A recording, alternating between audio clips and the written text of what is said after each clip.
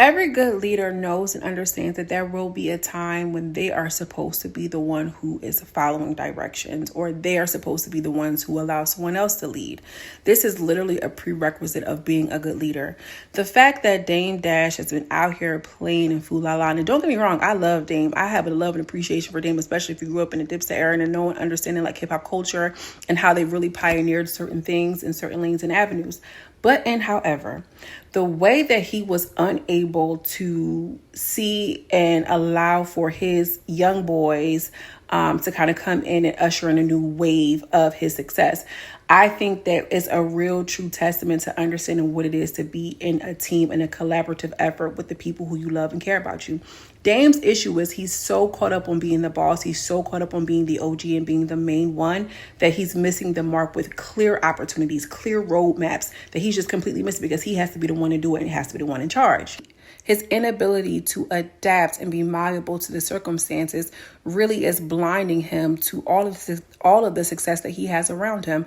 Surely he's not the Dame Dash that we all know and love and remember, pause.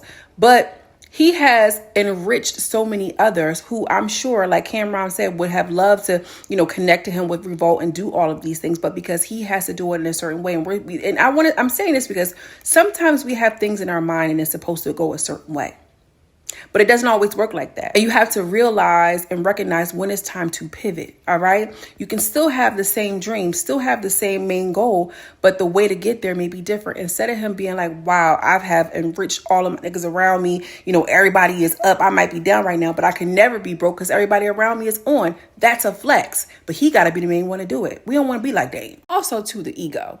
The ego is blinding him so bad that he can't even see how he has put others in position to be able to carry him in a season where he's down. He's so caught up on what it used to be and what it should look like. It's almost as if he is the OG and you have people who are under you. They can never become their own OG. He wants to constantly be the one to be able to son somebody or a young boy somebody.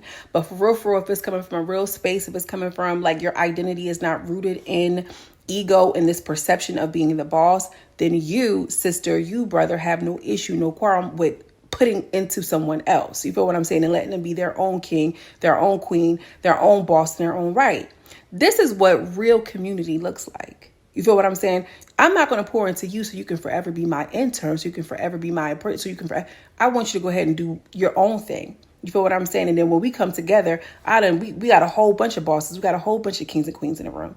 You know what I'm saying? We got to start thinking differently about shit, y'all. Because if one person is a skilled laborer, one person is a content creator, one person is a plumber, one person is a seamstress, or whatever the case may be, we all have been in our own respective spaces, king or not, whatever the case, we're all built up and we can come back collectively and be a force. You get what I'm saying?